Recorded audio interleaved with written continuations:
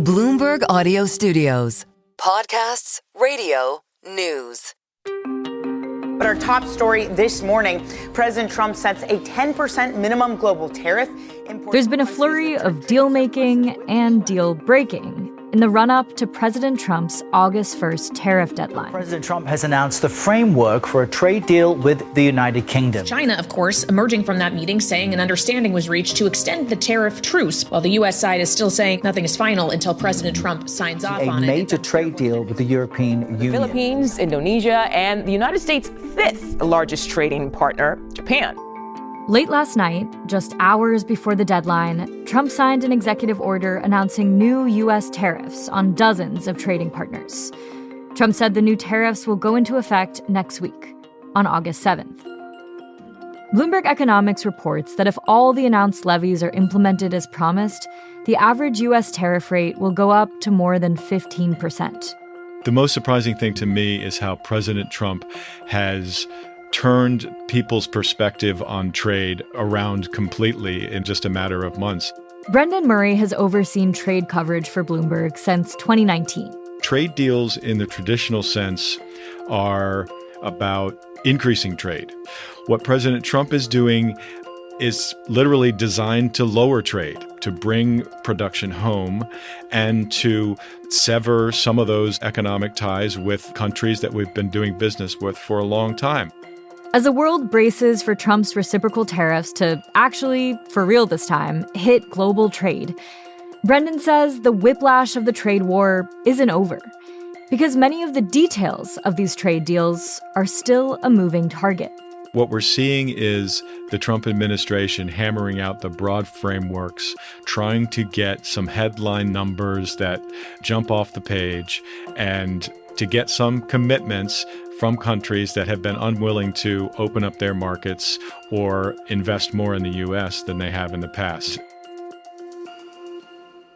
So, is the strategy working? I'm Sarah Holder, and this is The Big Take from Bloomberg News. Today on the show, making sense of Trump's latest trade deadline. I sit down with Bloomberg's global trade editor, Brendan Murray, to discuss where things stand in the president's ongoing trade war, how much work remains, and how Trump has reshaped America's approach to trade deals. It can be challenging to keep up with the shifting terms of Trump's trade war and all the deals his administration is trying to broker. Brendan, how have you been making sense of this? Do you have a big whiteboard up in the office or something? Yeah, I guess you could say it's a whiteboard, but it's more like an Excel spreadsheet, a timeline, some Post-it notes, and a bunch of sort of random things that you have to move around. This is a very fast-moving story. President Trump will say he's doing well in trade negotiations with big economies, and then the next day he might say, deal's off, you're facing a tariff of 20% or whatever. You've been overseeing Bloomberg's trade coverage since 2019. I'm wondering how this negotiation process has been different than ones you've seen before. I think it's been very different. The first way it's been different is that trade negotiations are notoriously long, grueling. They go back and forth. They go between governments, and then governments go back to their industries, and they go line by line. And that takes time. And the biggest difference with President Trump's trade deals are they're in warp speed. They're moving in weeks and a couple of months rather than a couple of years. So that's just the way President Trump operates and did so in the private sector. And he's taken that style to governing in the White House and using tariffs as kind of the big point of leverage that he can use over countries in these discussions. How do geopolitics come into play when we're talking about the trade deals of the Trump presidency versus how trade deals have historically been negotiated? Yeah, I think what we're seeing emerging is President Trump see tariffs as a way to not only reorder the global trading system that he's complained about since the 1980s, but to get countries in line with what he thinks that the U.S. priorities are. We've seen it on a number of cases recently. We've seen it with Brazil, when he's threatened Brazil with a 50% tariff because of some things going on in their domestic politics. We've seen it most recently with India, where he says, we're going to put a 25% tariff on you across the board, and we're going to penalize you for buying Russian oil. He's also intervened in the Cambodia-Thailand conflict and said, trade is going to be painful for you if you don't call a ceasefire. And so he's really using tariffs as a tool of foreign policy, not just of economic policy anymore. Do you think that strategy will be able to be used in the same way even after these deals are set in stone? Or is the answer that they'll never be set in stone? Yeah, I don't think they're really ever going to be set in stone. President Trump is feeling pretty emboldened by these trade deals that are coming together. They kind of feed on themselves. Once you get Japan, then you've got leverage over South Korea. And once you get leverage over South Korea, then you get leverage over other countries in Southeast Asia. The same goes for the European Union. Once you can get Germany on side, then, France has to go along with it. So I think there's a sense that this isn't going to end after August 1st, that this is going to be an ongoing way that President Trump conducts his diplomacy as tariffs that he can use to accomplish what he's trying to accomplish in the world of geopolitics as well. After the break, how Trump's trade goals stack up against reality on the global stage.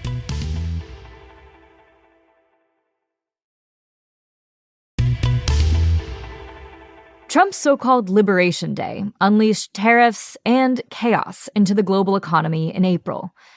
Since then, his administration has announced a handful of new trade deals with details that are changing by the day. So, Brendan, when you think about the president's stated goals and when you think about the effect that this trade negotiation strategy has already had on our relationships with other countries and on the economy, both domestically and abroad, is this strategy working? Well, so far, I'll tally up a few of what we have so far. We have deals with big economies like the European Union, Japan, the UK, South Korea, and a handful of countries in Asia. And the total of those announced deals so far, that's about 25% of the global economy.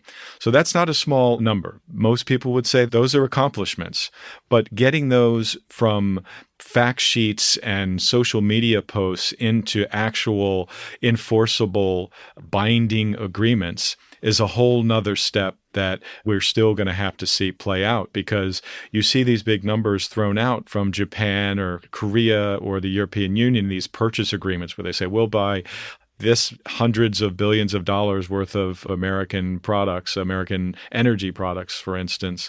Those are going to take a lot of calculating to even see if there's the capacity to do that. But this strategy isn't working for everyone. The most obvious example of that is India. India was in the lead pack a couple of months ago when these negotiations started off. President Trump said, nobody's ever done a deal with India. I'm going to do a deal with India.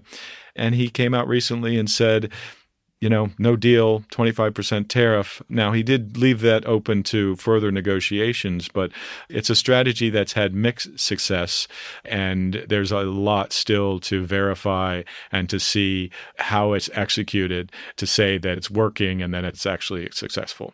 Well, we've also seen a lot of headlines on countries agreeing to something seemingly not related to the trade deal, like a promise to buy more gas, for example, or these investment deals and purchasing agreements that you mentioned, with details to be hammered out later.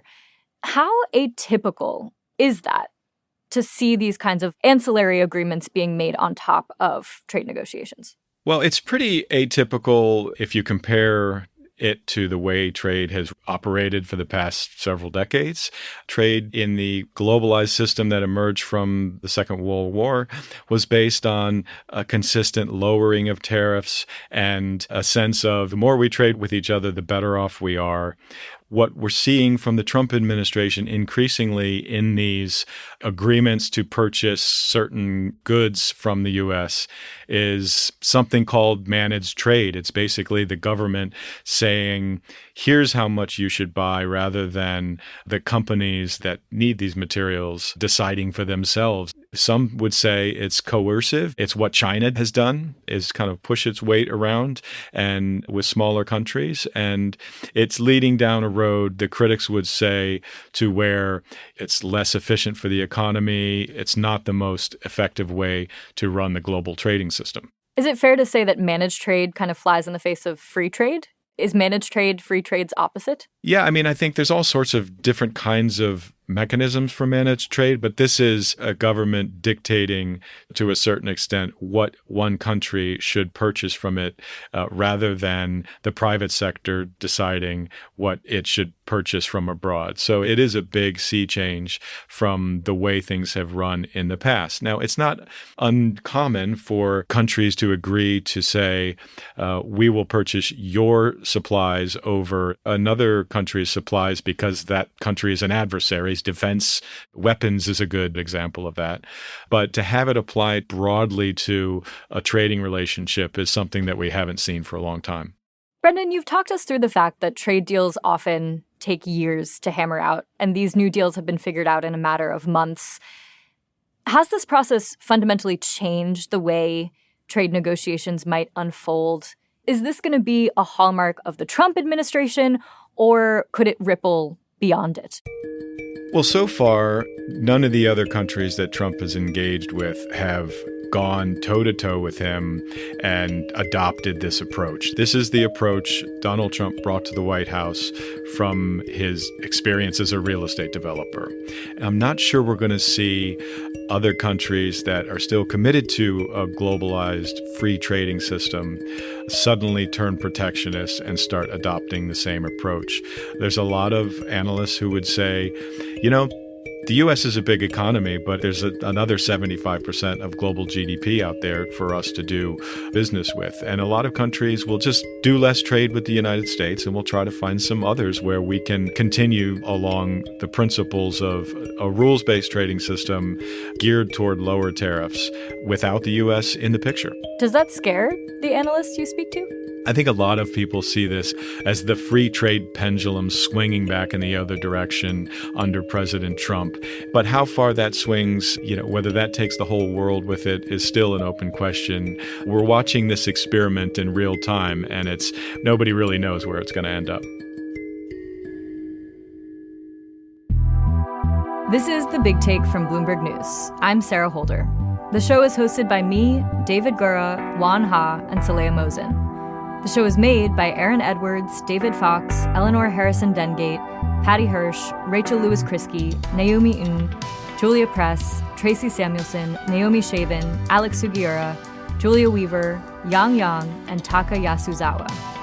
To get more from The Big Take and unlimited access to all of Bloomberg.com, subscribe today at Bloomberg.com/podcast offer. Thanks for listening. We'll be back on Monday.